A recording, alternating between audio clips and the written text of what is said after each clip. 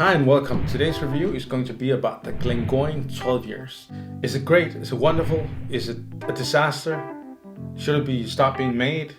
All this, and oh yeah, what cocktails does it fit into? Of course, can't miss that part. I should probably script this stuff. It would be a better intro. But without further ado, we'll see you just in a second. Hi, my name is Leonardo, and if this is the first time you see this channel or our review section, well, let me tell you a bit about me. Basically, I've been doing whiskey and cocktail and owning bars. I've done a lot of stuff in the bar industry, and I've been part of it more than 16 years. I love whiskey, and that is why we talk about whiskey. So in today's review, I'm going to talk about the Glengoyne 12 years. And what is that? Well, it's basically a whiskey from Scotland. Yeah, it's a good foundation. We've got Scotland, we've got whiskey. What could go wrong? Don't worry, not a lot of things. And well, the thing about this whiskey is it's very special. First of all, it's a single malt. If you're new to whiskey, we have, of course, the blended whiskeys and we have the single malts. Now, snobs, they don't like blends that often. They like single malts. Now, what does single malt mean? It means basically that it comes from one distillery. Doesn't mean that it's one cask or one barrel. It just means the same distillery. And aging in whiskey, you age it by the youngest of these barrels of this mix. I'm saying mix so we don't get it wrong with blends. So we have a single malt here, 12 years, and this is a very special production. Why? Because first of all, the first time I tasted this, I thought this is a Speyside whiskey. Then I started reading about the whiskey, and it was very interesting because it's a Highland. And if you're new to whiskey, basically we have some regions in Scotland that have their particular way of doing whiskey. Now, saying that, it doesn't mean that you have to follow these because it's not rules. It's more like a traditional way. So a Speyside whiskey will have a tendency to be more fruity, maybe even floral, and especially not peated. If you're new to it, peated means smoke. If you go to the Highlands, and especially, if you go to the Highlands and Islay, for instance, smoke is a bit more part of the whiskey, especially in Islay. Islay is like almost only smoked whiskey. I don't really recall right now if there's a whiskey that's not peated there, but in the Highlands, it's very common that you have peat. How much? That's from distillery to distillery. However, this one, which is Highland whiskey, does not have peat at all. And there's more to it. The other interesting part is that this is actually both a Highland and a Lowland. And how can that be? Well, it's because they produce it at the Highlands, but since the distillery is in between the borders, they have the aging part in the lowlands, which is also interesting. So yeah, that's the messy part of the regional stuff and geographical stuff. That means they have a very unique whiskey, and they also have a very, in theory, beginner-friendly whiskey. We'll see about that right in a second.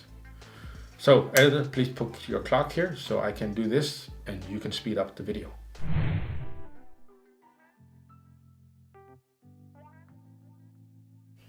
Yeah, the nosing part is interesting. So, the first sip. First, before I sip it, yeah, I know how that sounded. Before I take a sip, what will happen is that I can just already get an idea it's going to be very easy to drink. It's going to be very fruit based, just like I said in the introduction, just because of the aroma. Now I hope that my theory keeps all the way.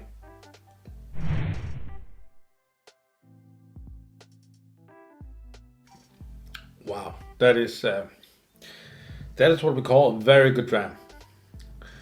Now the question, because it's not if it's good or bad here, it is the beginner friendly.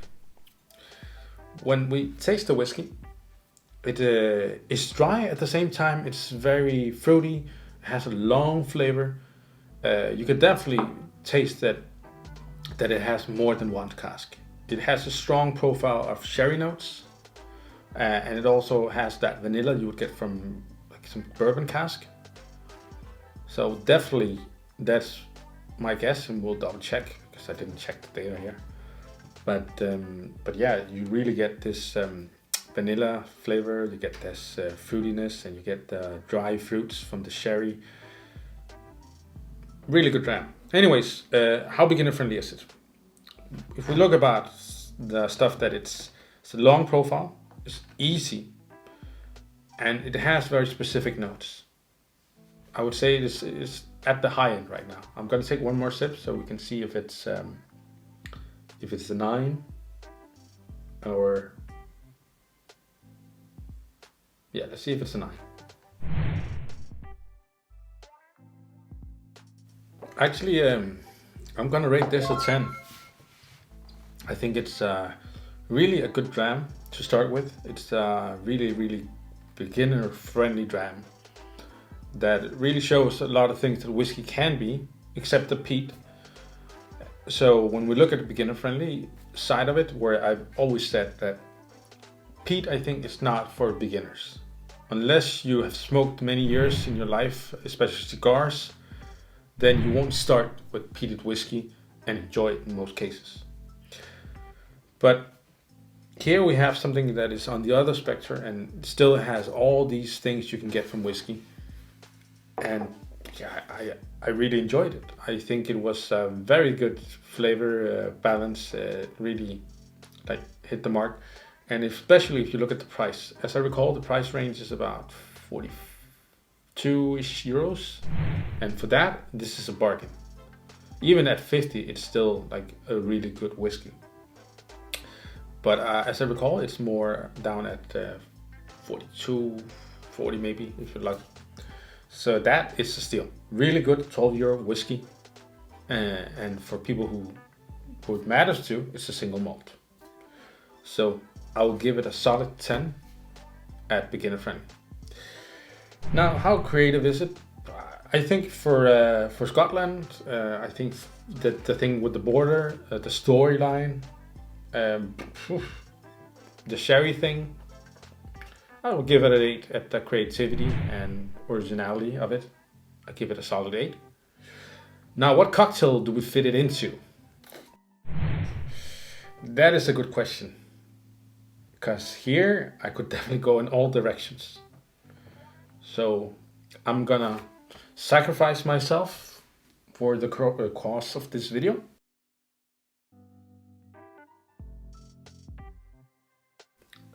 I don't know what to say, basically. I think whiskey sour doesn't make it justice. Old fashioned could. But I think the best for this one would be would be a Manhattan. I would have to award this for the Manhattan. But it could have easily been an old fashioned. Is it worth your money? Let me just say, if I had a store right now, I would put in, yes, a buy button here. So you should definitely go and buy it right now. If they have a discount on it, don't even think about it, buy 3. So yeah, it's definitely worth your money, if you're wondering. That's all for now. I really hope you enjoyed this review, and I hope that you can put that big thumbs up. And if you don't like me, just put the thumbs down. But you will always get thumbs up from me. Please remember to subscribe. My name is Leo. It was a pleasure doing this review for you. Cheers.